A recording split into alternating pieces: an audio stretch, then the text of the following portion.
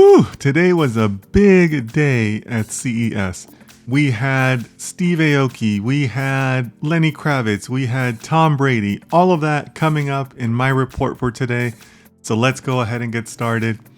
The day started with Panasonic giving their keynote in one of the large ballrooms. As I've said before, Panasonic is a company that I've admired for a very long time, so I was really glad to see their keynote. While the keynote was wide-ranging, I want to make sure I highlight their AI efforts, and that is known as Panasonic Go that they just announced at the show. They have a partner that they're working with, Blue Yonder, and they've already invested $10 billion into AI efforts. Now, let's be clear here. Blue Yonder is really not a household name. It's more of an industrials company, particularly around logistics and transportation, and really just kind of serving other industrial clients. Panasonic also does a lot of work with industrial clients, so that's why their partnership makes sense.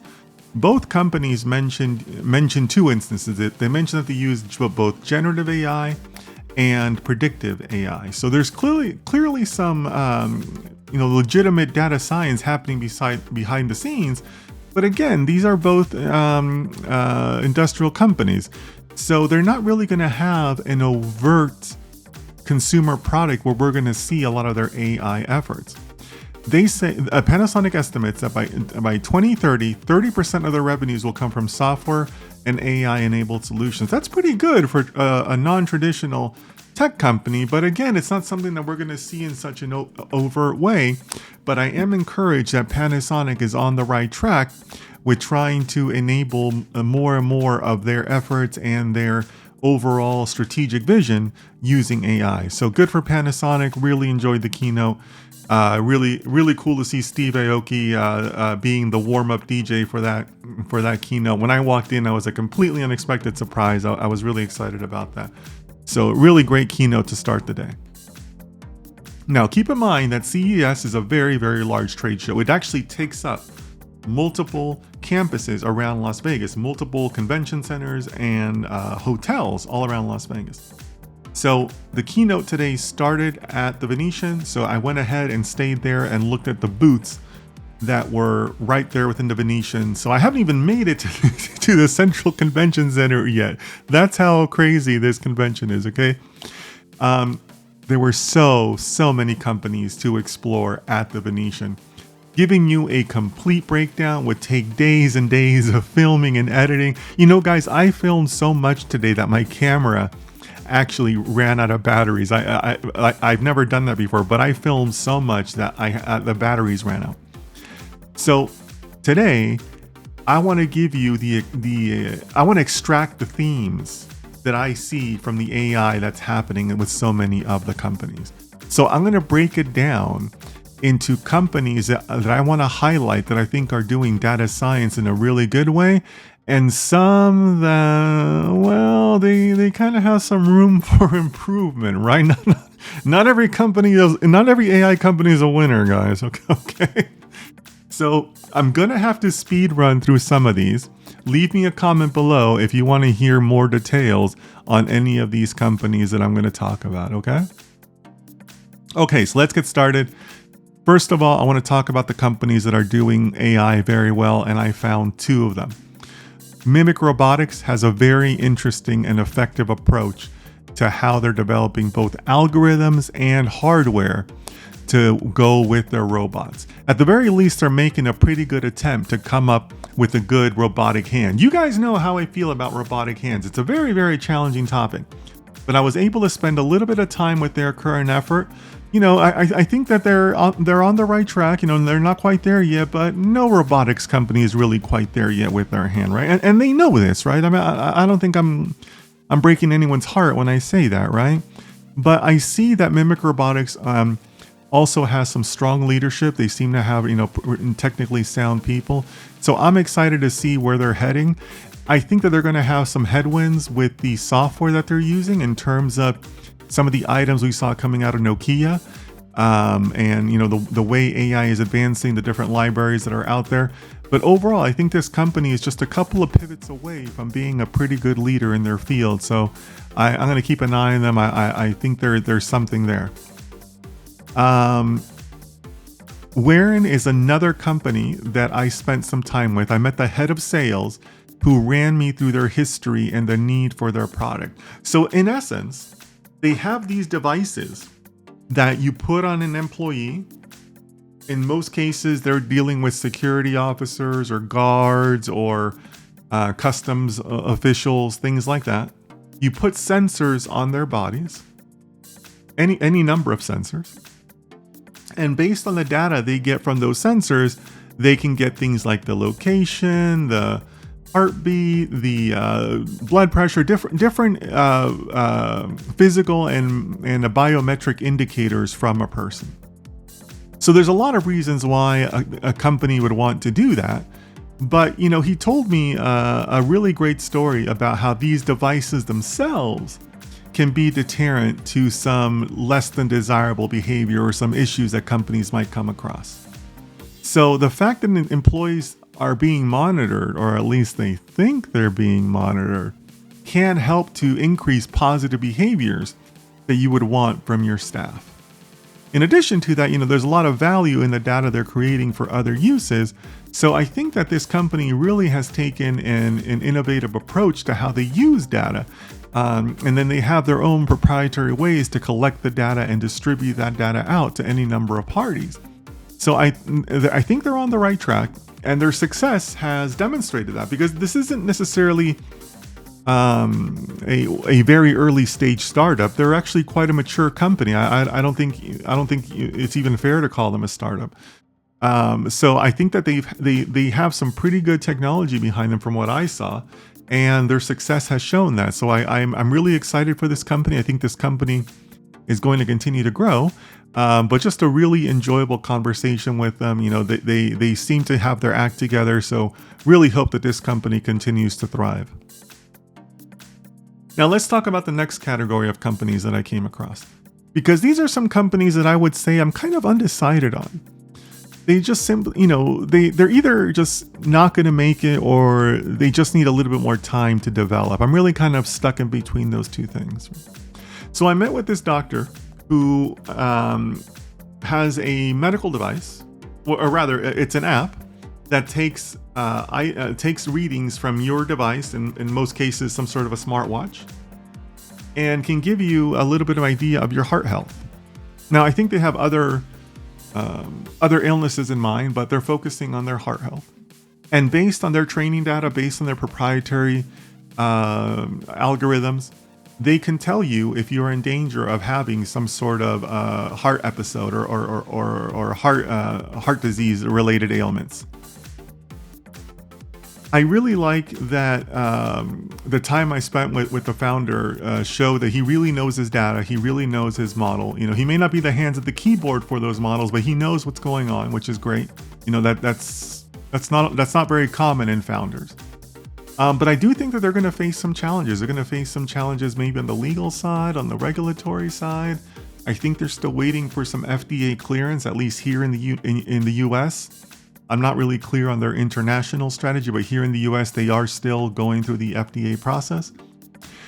So I think that if they can overcome some of those issues, some of those external issues, the regulatory side, I think that their tech underneath it is pretty good. It's pretty good. Again, I was encouraged by their knowledge of their own model. So I think that this company has potential.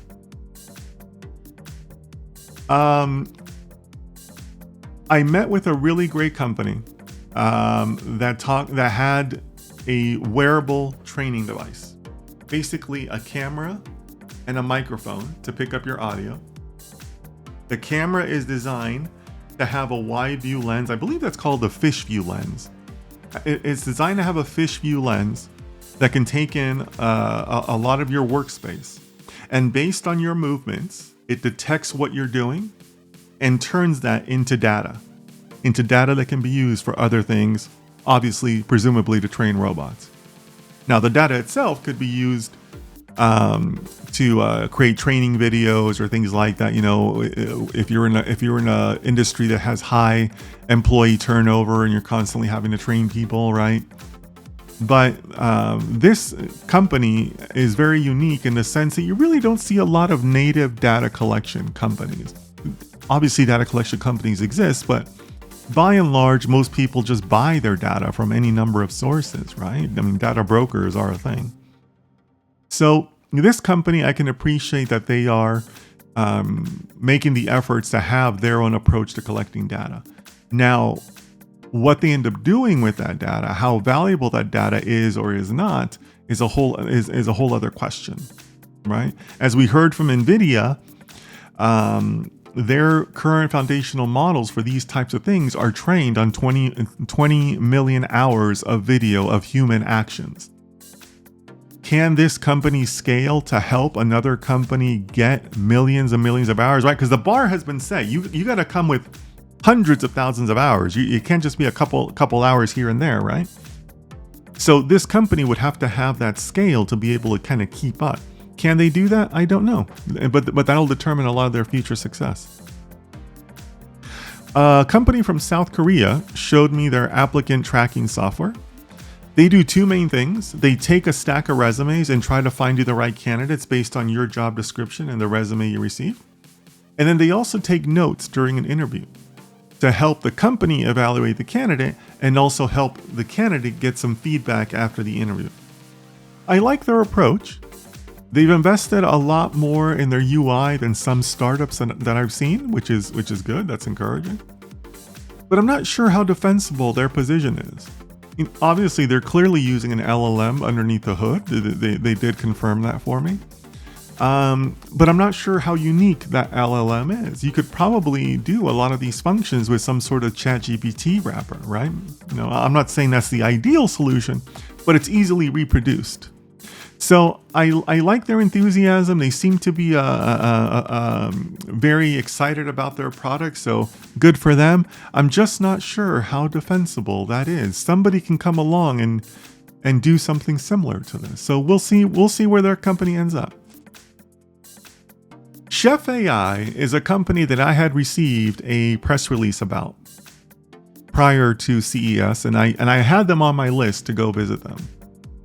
Essentially, they've taken an air fryer, they've added some cameras and temperature sensors to it, and based on those sensors and based on their own machine learning algorithms, they can tell you the time and temperature that's required for your particular food. So if you put in some French fries, it can detect the French fries and say, oh, you're about to make some French fries in an air fryer, and the air fryer temperature right now is at whatever. So here's what you need to do. You need to set your settings for 40 minutes at this temperature. Really good idea.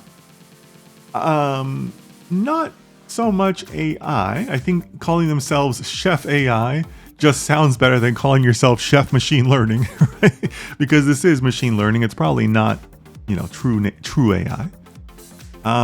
But the challenge is that they don't make their own hardware. Their real value add, and this is them telling me this, not me. Their value add is the algorithm. That's really the part that they own. Everything else they've bought and kind of pieced together. The air fryer is made by somebody else. They bought the sensors, from standard sources, right? They don't make those sensors. So can they make that work in some sort of an integrated model? Can they sell somebody on the algorithm that they have? Maybe, maybe not. Presumably there are food companies and/or appliance companies out there already working on an algorithm like this. Yesterday I saw presentations by LG and Samsung. How many LG data scientists does it take to reproduce this type of algorithm? Probably not many, right? But who knows? I'm happy to be wrong. I hope that these guys make it. But it's just one of those products that kind of sits in between. It's really hard to be excited for them because I think that other companies are probably already working on this. Okay, so that ends my second category of the companies that I'm kind of undecided about. Now, there are some companies that have room for improvement. Yeah, so I met with, by the way, guys, I'm going to try to not name names, right? But I met with a company that does secure meeting notes. You know, you can't ignore the necessity for soft skills no matter what you're doing. Being a founder requires a little bit of skill and a little bit of personality. Not everyone has the personality for it. The next company I met with, it was a company out of South Korea where they do audio dubbing on any video that you want. You upload your video to their site. You choose the language that you want to dub it into. They process it on their site. They say it takes 3 to 5 times whatever the length of your video is for them to dub it. And then you can download the file and watch it in whatever language you want. So they have a good idea. The technology is more than likely sound, although I do have my doubts about the time it takes. But who has files of their movies anymore? Don't we all just stream them? I mean, anybody who I know that doesn't stream them, has a physical copy just because they enjoy DVDs or because, they had a large DVD collection before Netflix came along and they just haven't thrown it out. But is anybody out there sitting with their collection of movies in a file? Like, is that actually a thing? I don't know. I have my doubts about that. And then, as I also mentioned, the processing time I think can also be a little bit of a detriment because we're in a society worldwide where we not only do we want, but we kind of have come to expect instant gratification from our entertainment needs, right? YouTube doesn't make you wait very long to put on a video, right? I mean, you click on the video, you want to see the video, right? You don't want to get it 5 hours from now, right? So, good idea, but I'm not optimistic. I'm not optimistic. I met with another company that has fall detection. Now, ideally, that's a great solution for people like me who have elderly parents. I worry about my parents. My parents are elderly. And it'd be nice to have some tools to monitor them with AI. So their stated intent is that they can detect falls in the home for elderly people. And that's a good idea, but here's the thing. This company was not really clear on the value that they bring. I walked away from their booth not really understanding what they do. They don't sell me the camera. They don't sell me the hardware. They could kind of sort of explain how their AI worked, but even then it was all based on imaging. It wasn't based on LiDAR or anything fancy. It was just based on camera images.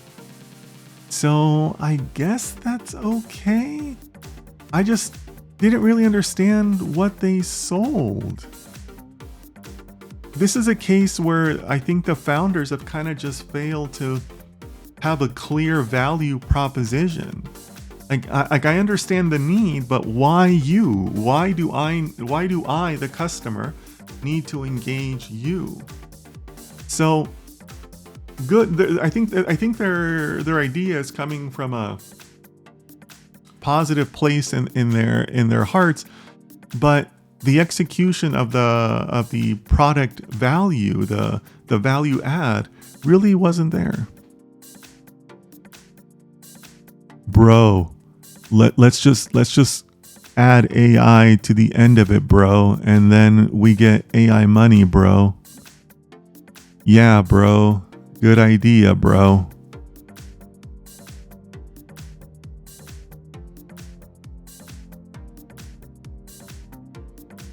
Finally, today's long day at CES ended with the Delta Airlines keynote at the Sphere. What an amazing venue. It was a really enjoyable keynote. I had a really good time. I'm really happy I got to see Lenny Kravitz. He put on a great show. And there was also a surprise guest appearance by Tom Brady, which is awesome. That's pretty cool. Who doesn't like Tom Brady, right? So I got to see him in person. So that was really unexpected.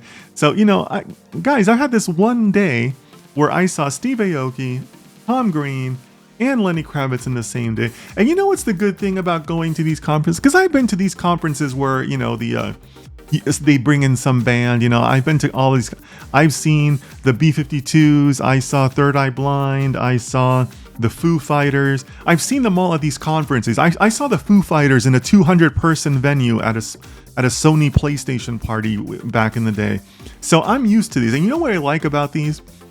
I like that, you know, they're only contracted for a short time. Lenny Kravitz only played for 30 minutes. So what do? They just get out there and they just play their hits, right? Like when you were paying Lenny Kravitz to play only 30 minutes to your potential clients, you're saying, hey, Lenny, give me the hits, right? So he just got up there, you know, 6 songs and he was off the stage, right? I mean, I'm sure he made a lot of money for those 30 minutes. But the beauty is that you get to see all of the hits right away. So really great show. Good job, Delta, for putting this on. Really enjoyed the Lenny Kravitz performance. But as for the content of the keynote, obviously there were a bunch of, you know, general travel items mentioned, and it was Delta's anniversary, so they gave a history of Delta, and there were Delta employees there. But there was one mention of AI, and that is the Delta Concierge. That is the big announcement that they have for CES. It's a new AI-enabled app that will anticipate the travel needs of their clients, of their passengers. So they showed how it could anticipate how much traffic you're going to have to the airport, whether you like to go into the airport lounge or not, how far your gate is. Do you need a dinner reservation at your destination? They're going to have a partnership with Uber and Uber Eats to help with transportation and food at the destination, you know, of the Delta Airlines hubs. So they seem to be headed in a really good direction with using AI. Now, how exactly they're coming up with those AI concierge recommendations, hard to say. It wasn't really specified. Could it be machine learning? Maybe. Could it be just statistics based or frequency based? It could be that too. So it could be AI or maybe not. Who knows?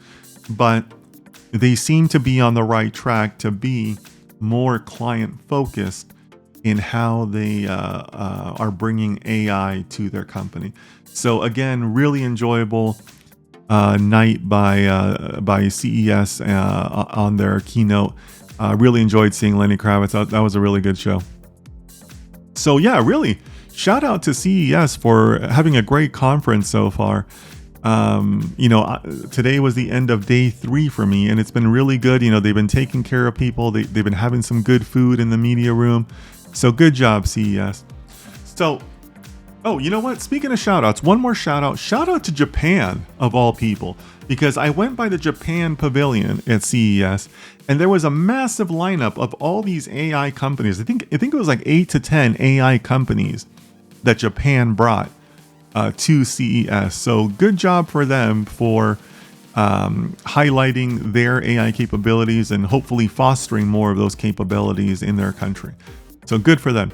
So that's it, guys. That's all the companies that I saw at CES so far. I got 3 more days. So I'm going to be bringing you more news exactly like this. I'm going to be breaking it down between the winners and the not so winners.